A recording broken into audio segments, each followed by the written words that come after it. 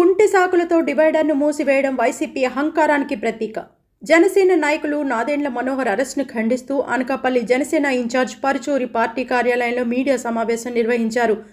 వాస్తు దోషం పేరుతో జంక్షన్ను మూసివేయడం వైసీపీ అహంకారానికి ప్రతీక అన్నారు. నిరసన తెలపడం పౌరుల హక్కు అని, శాంతియుత నిరసన తెలిపే వాళ్ళని అరెస్ట్ చేయడం సబబు కాదని అన్నారు. వైసీపీ దుశ్చర్యలకు త్వరలో ఓటు రూపంలో ప్రజలు మూల్యం చెల్లిస్తారన్నారు.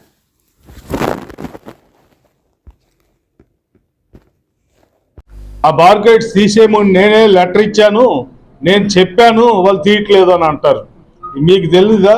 ఈరోజు ఈ ఎంఈవి సత్యనారాయణ గారు మధురవాడ ప్రాజెక్టులో కానీ గాజువాక ప్రాజెక్టులో కానీ ఎక్కడైనా ఒక ఫోన్ కాల్తో పెద్ద పెద్ద డబల్ రోడ్లు వేసేస్తుంటే ఈయన లెటర్ ఇస్తే ఆ బార్గేట్స్ డిపార్ట్మెంట్ ఎందుకు తీరు అని చెప్పి అడుగుతున్నాను.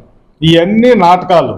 కావాలనే వాస్తవం కోసం ఈదిపోటు వస్తుందని చెప్పి దాన్ని డైవర్ట్ చేసేదానికి సొంత వ్యాపారం కోసం ఈ వైఎస్ఆర్సీపీ పార్టీ కొమ్ము కాస్తుందంటే ఈ రాష్ట్ర ప్రజలు, ఈ ఆంధ్ర రాష్ట్రంలో విశాఖపట్నం జిల్లాలో టెంపిని స్కూల్కి వెళ్ళి కొన్ని వందల మంది, వేల మంది చదువుకునే స్కూల్కి పేరెంట్స్ ఎంత ఇబ్బంది పడుతున్నారో అది వాళ్ళకి పట్టింపు లేదు. కానీ ఎంపీ గారు బిల్డింగ్కి మాత్రం చిన్న తేడా వస్తుందన్నా కూడా దానికి ఇచ్చే వాల్యూ కూడా ఈరోజు ప్రజలకు ఇవ్వలేదన్న సంగీతాన్ని తెలియజేయడానికే మేము వాడికి వెళ్ళాలనుకుంటే నిన్న అన్యాయంగా అరెస్టులు చేశారు.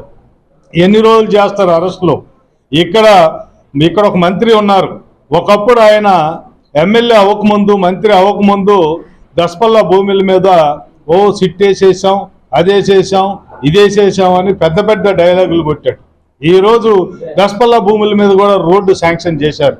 అంటే ఆ గతంలో ఎవరు చేసినా తప్పు, వీళ్ళు వచ్చినాక అన్నీ చేస్తే తప్పే లేదనే విధంగా ఈ ప్రభుత్వం ఈ రకమైన పనులు చేపడుతున్నారని చెప్పి తెలియజేసుకుంటూ, ఏదైనా దగ్గర పడింది, ఇంకా కరెక్ట్గా 90 రోజులే ఉంది, మీ పని అయిపోయింది.